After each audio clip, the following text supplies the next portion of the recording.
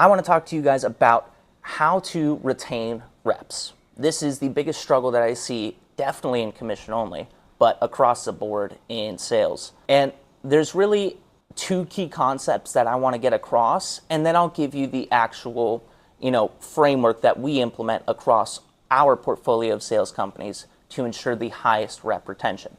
My name is Dylan Reeve, and I have nothing to sell you. I'm here solely to provide more value to sales leaders, help them grow and build their sales teams in a better way so that long-term more people want to be in sales.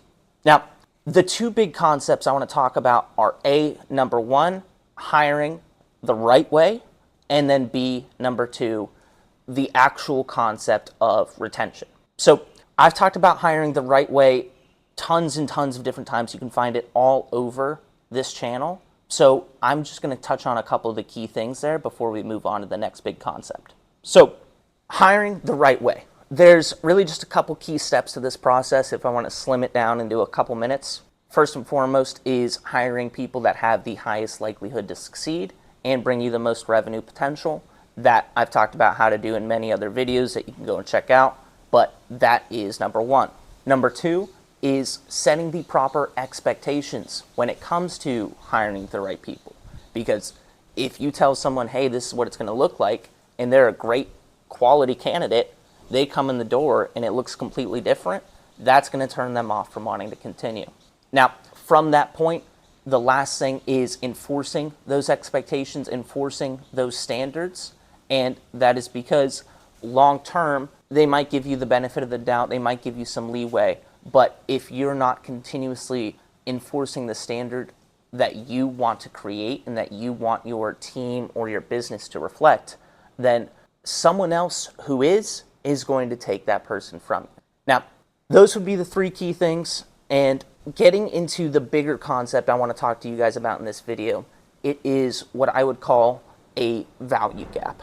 And whenever retention drops or churn happens, there is one main reason.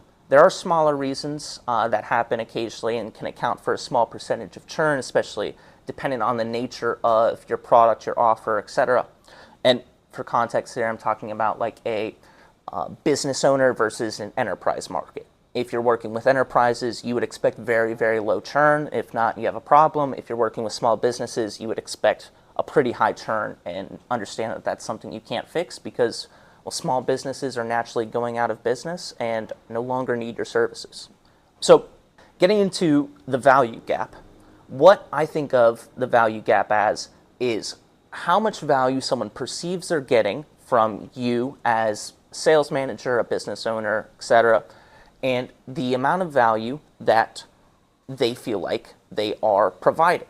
Now, what happens when people drop or they churn or they quit, whatever you want to call it, is they feel like they are giving more than they are getting. And what I always like to create is what I call a Bank of Goodwill, where if you imagine their perceived level of value is up here and their perceived level of value that they're giving you is down here, well, you naturally have what I call a large bank of goodwill, where you have room for failure, you have room for error, they have room for failure, they have room for error, and naturally, it creates a much better and more stable environment where you have a lot less problems, you have a lot less fires to put out, and you have a lot less headaches when you have that bank of goodwill. Now, how I see most business owners operate is their bank of goodwill is about this big.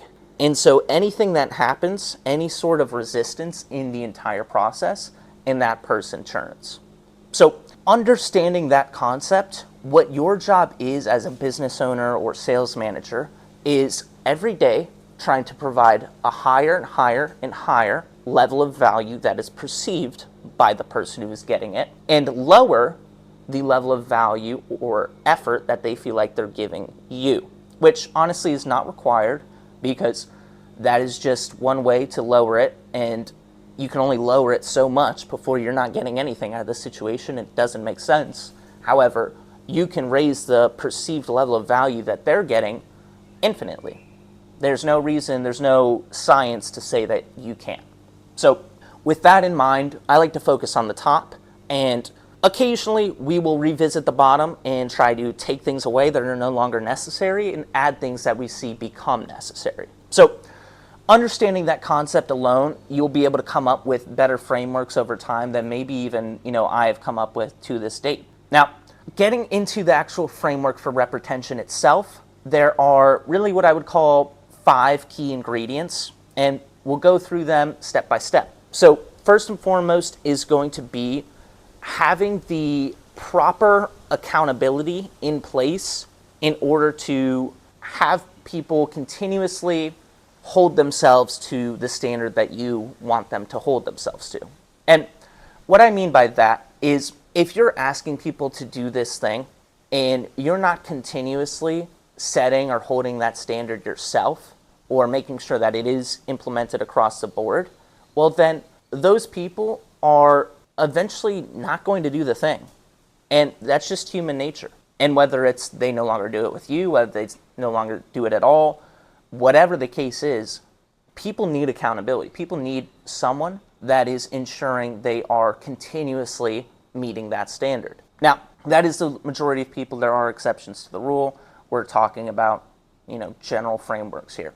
So after you have that form of accountability and, what I would call communication cadence or frequency in order to check in with this person, and just for record or understanding, ours is once a day when it comes to sales teams, pretty much once a week or bi-weekly with most other employees or most other roles or even like relationships within business. But with sales teams, it's daily. And really any sort of high pressure, volatile day-to-day environment, it needs to be daily. Now, from there, number 2 is in-person events, in-person meetups. And this is critical because in these types of environments where you want to build, a certain type of culture, it is very, very difficult to do solely through Zoom or virtually. Now, it has been done, sort of, I would honestly debate that, but you can find plenty of good examples of people who run really big sales teams 100% virtually. However, in any sales team that I see longevity in, I see actual substance behind, they have a huge in-person element. And it doesn't need to be in the office every single day. It can literally be Zoom majority of the time and just occasional in-person meetups, whether it be monthly or quarterly. Now, from that point, the next super important, step in this framework or element of this framework, whatever you want to call it, is having a very structured onboarding process. And without having an onboarding at all, which is honestly where I see a lot of teams and businesses at for their employees, that's probably the biggest reason you're losing reps at that current time. If you don't have an onboarding system, then how are people supposed to know what to do? How are people supposed to become successful if you don't help lead them there? So A, have one. If you don't, anything is better than nothing. But B, making something that actually, A, first and foremost, reinforces the decision that this rep has made or this employee has made to work with you. That is the most important. What I would like to do is I would reference the closer framework from Alex Ramosi on how to sell and implement that same framework on onboarding calls and just reinforcing the sale, reinforcing their decision. Now, after that point, the next step that you want to do in the onboarding is some sort of activation. You want to get them activated, some sort of quick win, whether it be like it simply is set up in the business system, whether it's you send them a merch box, whatever it is, some sort of quick win or activation helps reinforce that decision for them as well. Now, from that point, you actually want to have a clear next steps and, hey, this is going to happen, then we're going to do this, and we're going to do this, and we're going to do this, and then you're going to be at this point where you don't really no longer need to see me every day or something like that. Now, without those clear next steps, 1, you seem extremely unprofessional, but 2, people have no idea as to what's coming, which causes more anxiety, that causes more fear, that causes a lower likelihood that they feel confident about the decision that they've made. So those are the 3 important pieces to an onboarding. You want to close them, you want to activate, and then you want to go ahead and give them the next steps. Now, the 4th step in the retention framework is getting them to ascend. Whether it be a referral, whether it be buying something more expensive from you, whatever it is, when someone invests more into you, they have a stronger bond into what they've committed to. And this could be an actual like structural bond where like, hey, now I'm involved in your CRM and it would be a huge pain in the ass to shift. Whether it is a psychological or emotional bond and it's just like, I'm super in love with the way these people do things, whatever it is. Getting them to ascend up your ladder is going to increase the likelihood that they stay drastically. Now, the last step in retention is actually what happens when you lose somebody, and that is exit interviews. Because without some sort of exit interview, hey, why are you leaving? Well, then you can't solve for the problems where, remember our concept earlier of the value gap, you can't solve the problems where people are either A, misperceiving the value that you're giving them, or B, misperceiving the value that they're inputting, or maybe you're misperceiving it. Now, during those exit interviews, you can ask them those questions. You can figure out where that gap was and how you messed up and how you can fix it in the future, which is that concept of extreme ownership, which every business owner or manager needs to have because, quite frankly, yeah, a lot of the times it's not going to be your fault. Yeah, a lot of the times, this person could have done something better. This person could be, more talented, whatever the case is. It is on you as a business owner, as a leader, etc., to accept responsibility for whatever outcomes happen under your umbrella and figure out what you need to do in order to ensure that they get closer to what you wanted them to look like. Now, those are the 5 key steps we have in our framework for retaining reps long term, and that's really any employee for that matter. And there's a ton more that we do, obviously, to ensure high rep retention, but those are the 5 key things that we do across every team, across every client, across every partner. So that's it. I hope that was helpful, and I hope you retain more reps.